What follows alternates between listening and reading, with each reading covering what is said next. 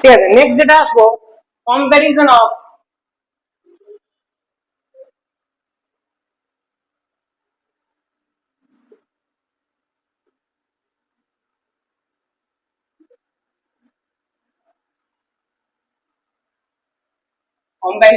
Metallic character.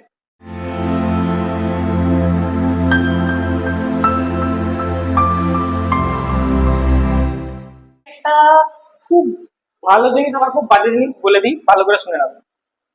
Trick, nuclear চার্জটা বাদে except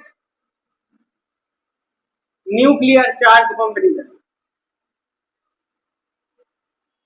except nuclear,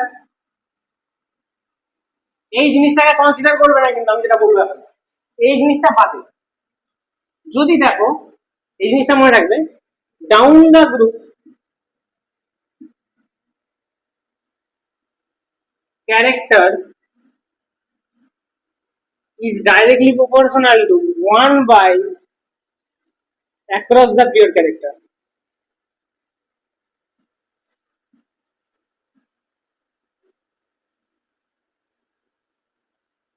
এটার মানে কি বললাম?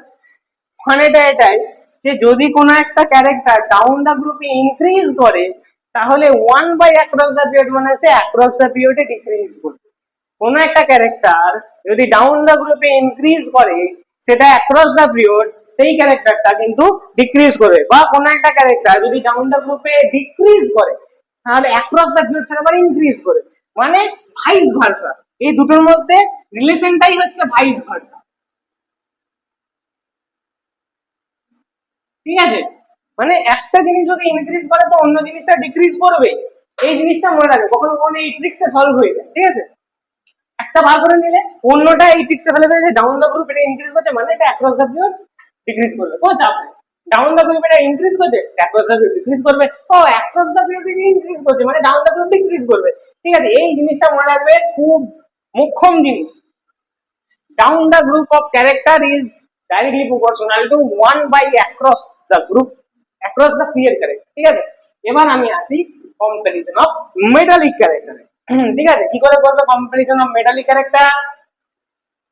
মেটালিক ক্যারেক্টার ডিফাইন করা হয় কি করে সেটা প্রথম কোশ্চেন। মেটালিক ক্যারেক্টার ডিফাইন করা হয় কি করে? মেটাল কারা হয়? ইলেকট্রন যারা গেইন করে তারা, তারা না যারা ইলেকট্রন লুজ করে তারা, এই দুটোর মধ্যে কোনটার মেটালিক ক্যারেক্টার বেশি হয় এটা তোমাদেরকে আগে জানতে হবে। ইলেকট্রন গেন, আমি তোমাদেরকে যখন মেটাল করাছিলাম তখন বলেছিলাম +1 +2 +3 এইগুলো নর্মালি মেটালিক ক্যারেক্টার শো করে। এবার বলো +1 ভ্যালেন্সি ইলেকট্রন গেইন করে কি লুজ করে, +2 ভ্যালেন্সি ইলেকট্রন গেইন করে কি লুজ করে, +3 ভ্যালেন্সি ইলেকট্রন গেইন করতে চায় কি লুজ করতে চায়। নর্মালি আমরা জানি এখানে পজিটিভ মানে হচ্ছে ইলেকট্রন ছেড়ে দেয়া, মানে যদি আমি বলি সোডিয়াম অ্যাটমিক নাম্বার 11, এদের মধ্যে K11 এ যদি করি তাহলে 2 8 1, এখানে যে একটা ইলেকট্রন বেশি আছে এই ইলেকট্রনটাকে যাও করে ছেড়ে দিতে পারলি তাহলে কনফিগারেশন হয়ে যাবে কি 2 8, নোবেল গ্যাসের কনফিগারেশনে চলে আসবে।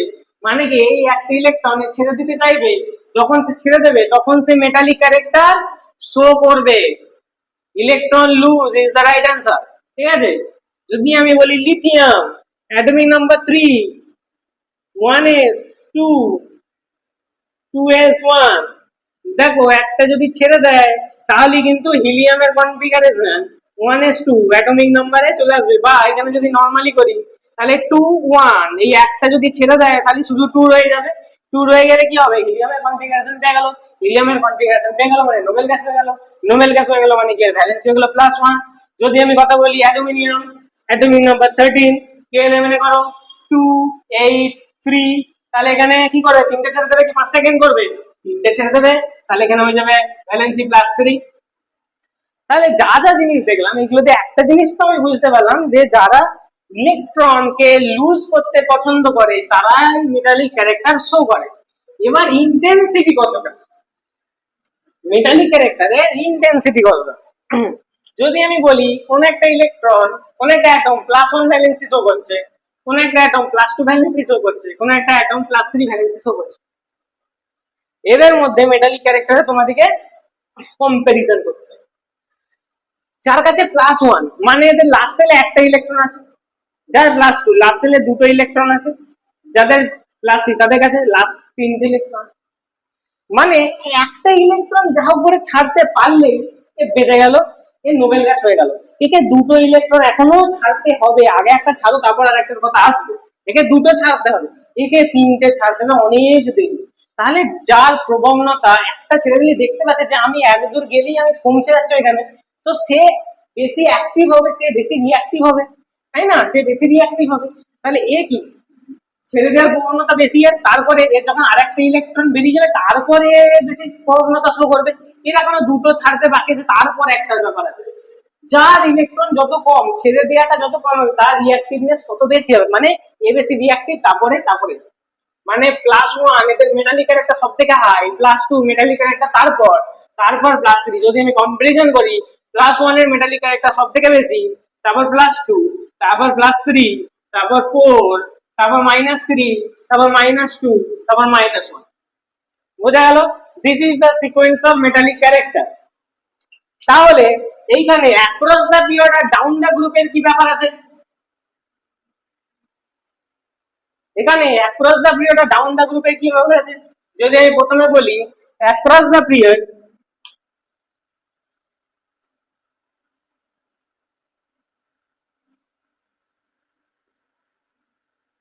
এখানে তোমরা জানো atomic orbital constant increasing valence electron। যদি ইনক্রিজিং ভ্যালেন্স ইলেকট্রন হয় তার মানে কি? যদি আমি পিরিয়ড 3 এর কথা বলি, এদের মধ্যে কে কে আছে? 11, 12, 13, 14, 15, 16, 17, 18। ঠিক আছে? প্রথম কথা, এই 18 মানে কি? এর ইলেকট্রনিক কনফিগারেশন 2, 8, 8। এটা দেখো ইলেকট্রনিক কনফিগারেশন কমপ্লিট। তো আমি 18টাকে মেটালিক ক্যারেক্টারে ধরবো না, কারণ ভ্যালেন্স ইলেকট্রন কমপ্লিট আছে, এ নোবেল গ্যাস। ঠিক আছে? তাহলে প্রথমে আছে 11 valence electron 1, 12 valence electron 2, 13 3 valence electron 4, valence electron 5, 6, 7 electronegativity +1, +2, +3, 4, -3, -2, -1। যদি তুমি বলো এটাকে নিউক্লিয়ার চার্জ দিয়ে ডিফাইন করবো, নিউক্লিয়ার চার্জ যখন পড়েছিলাম তখন বলেছিলাম যে দেখো যখন আমার অ্যাটমিক অরবিটালটা কনস্ট্যান্ট আছে, আমার নিউক্লিয়ার চার্জটা বাড়ছে। নিউক্লিয়ার চার্জ মানে আমার অ্যাট্রাকশন ফোর্সটা বাড়ছে। যদি আমি কিছু একটা জিনিসকে টেনে ধরে থাকি, তো ওই জিনিস থেকে কিছু বেরিয়ে যাওয়া কিছুটা, ও কি আমার থেকে বেরিয়ে যেতে পারবে? খুব সহজে যেতে পারবে না। মানে যদি অ্যাটমিক অরবিটাল আমার কাছে কনস্ট্যান্ট থাকে, আমার নিউক্লিয়ার চার্জ বাড়ছে। নিউক্লিয়ার চার্জ বাড়ছে কি, আমার কম্প্রেসিং পাওয়ারটা বাড়ছে। কম্প্রেসিং পাওয়ার বাড়ছে মানে কি, আমার সেই অরবিটে যত ইলেকট্রন আছে তার প্রতি অ্যাট্রাকশন ফোর্সটা আছে। যদি আমার ইলেকট্রনের প্রতি অ্যাট্রাকশন ফোর্সটা বেড়ে যায়, তাহলে আমার কিন্তু ইলেকট্রন গুলো সব খুব সহজে লুজ করতে পারবে না, খুব সহজে বেরিয়ে পালিয়ে যেতে পারবে না। তখন আমরা তাকে টাইটলি হোল্ড করা যায়। তাই জন্য অ্যাটমিক রেডিয়াসটা আমার ডিক্রিজ হচ্ছিল, আমার নিউক্লিয়ার চার্জটা ইনক্রিজ হচ্ছিল। এবং এইখানে ইলেকট্রনের যে এক্সেপ্টিং ক্যাপাসিটি, সেটাও কিন্তু ইলেকট্রন খুব সহজে বেরিয়ে যেতে পারবে না। এখানে ইলেকট্রন গুলো খুব সহজে বেরিয়ে যেতে পারবে না। তো যত আমরা অ্যাক্রস দ্য পিরিয়ডে যাচ্ছি, তত দেখি ইলেকট্রনের এক্সকেপিং যে প্রপার্টিটা আছে সেটা কম হচ্ছে। প্লাস এখানে যদি ভ্যালেন্সিটাও দেখি, আমার ভ্যালেন্সিটাও এইভাবে যাচ্ছে। মানে এখানে আমার সব থেকে বেশি মেটাল, সব থেকে বেশি ছেড়ে দেওয়ার প্রবণতা এখানে বেশি। তারপর এ ছাড়বে, তারপর এখানে এটা ছাড়বে, তারপর এটা, তারপর এটা। এ তো ইলেকট্রনের দিকে প্রচুর বেশি, ছাড়বেই না, এবার নেবে ইলেকট্রন। এ ছাড়বে কেন? নেবে। তো শুধু যদি আমি মেটালিক ক্যারেক্টারের কথা বলি, তাহলে যত আমি অ্যাক্রস দ্য পিরিয়ডে যাব,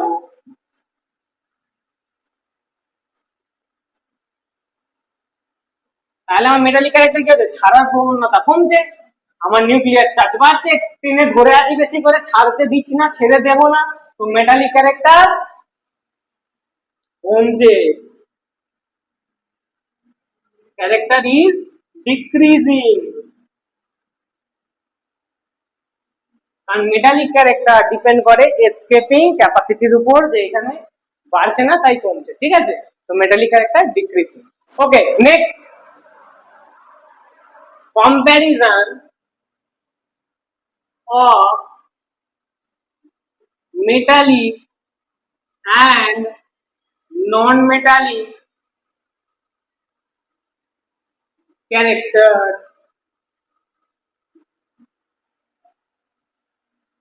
মেটালিক ক্যারেক্টার, নন মেটালিক ক্যারেক্টার জানার আগে আমাদেরকে যেটা জানতে হবে মেটাল কাদের বলে, নন মেটাল কাদের বলে। প্রথমে কিছু কম্প্যারিজন দেখে নাও।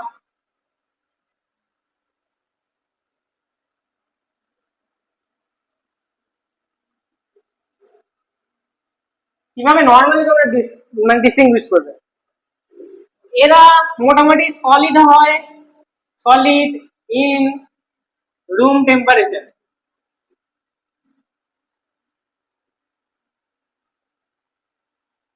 ঠিক আছে? Solid in room temperature. এদের হাই মেল্টিং বা বয়েলিং পয়েন্ট থাকে, মানে শার্প হবে, শার্প মেল্টিং পয়েন্ট আর বয়েলিং পয়েন্ট হবে। এরা গুড কন্ডাক্টর অফ হিট হয়।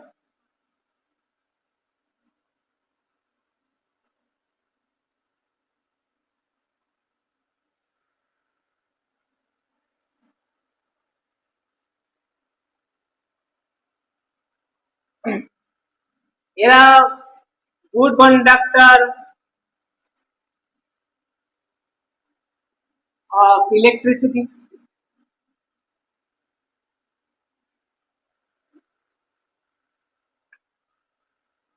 এদের মধ্যে যে ফিজিক্যাল প্রপার্টিজ গুলো আছে মেলিয়েবল হয়, ডাকটাইল হয়,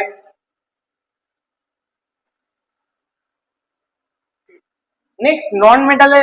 আচ্ছা, এদের নরমালি মেটালের যারা ভ্যালেন্সি হয় নরমালি +1 ভ্যালেন্সি, +2 ভ্যালেন্সি, +3 ভ্যালেন্সি, এই তিনটে ভ্যালেন্সির মধ্যে মেটাল ডিপেন্ড করে, ঠিক আছে? ভ্যালেন্সি।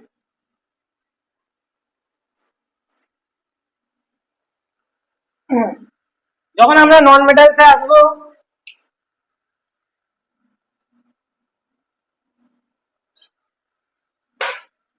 এরা সলিড হয় বাট মেইনলি গ্যাস হয় ইন রুম টেম্পারেচার। সলিড হতে পারে, গ্যাস হতে পারে।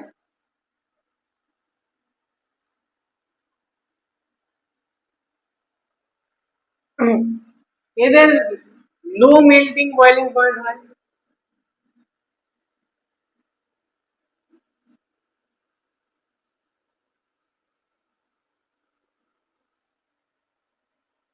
এরা পুয়ার কন্ডাক্টর অফ হিট।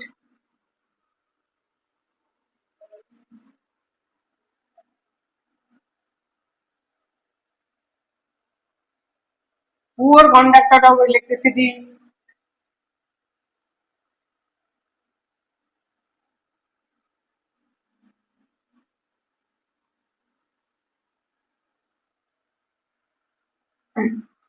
নন মেলিয়েবল।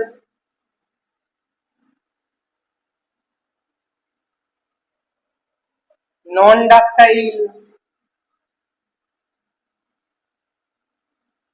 আর এদের ব্যালেন্সিং মোটামুটি -1, -2, -3 ব্যালেন্সি হয়ে থাকে। মানে এখানে আমাদের মেটালে কাটা পাবে +1, +2, +3, মানে কি কি ওই তোমার যাদের ব্যালেন্সিং +1, +2, +3, মানে ধরো সোডিয়াম, সোডিয়ামের কি 11, 11 মানে কি? যদি K11 করি তাহলে 282, 281, তাহলে কত 1, 1 মানে ব্যালেন্সি কত আছে +1। সোডিয়াম, পটাশিয়াম, পটাশিয়াম 2881, ওখানে 1, ওখানে +1। নন মেটালে ক্লোরিন, অ্যাটমিক নাম্বার 17, 17 মানে কত? যদি K11 করি 2877, -1 ব্যালেন্সি, দিস আর নন মেটাল। তারপর যদি করি সালফার 16, 286, 6 মানে -2 ব্যালেন্সি, ঠিক আছে? এগুলো সব নন মেটাল হয়ে যাবে। হ্যাঁ, তারপর এদিকে ফ্লোরিন, ফ্লোরিন মানে 27, মানে -1 -1 নন মেটাল, ঠিক আছে? এগুলো একটু দেখে দেখে তোমরা মোটামুটি একটা রাফ আইডিয়া, ভ্যালেন্সি দিয়ে কি করে মেটাল নন মেটাল জাজ করা, সবসময় ভ্যালেন্সি দিয়ে করা যায় না, তোমাকে সবই মোটামুটি দেখতে হবে। সব জিনিসগুলোকে দেখে তুমি মেটাল আর নন মেটাল ক্যারেক্টার গুলোকে ডিফাইন করতে পারো। এই জিনিসগুলোকে নোট করে নাও, কাজে দেবে।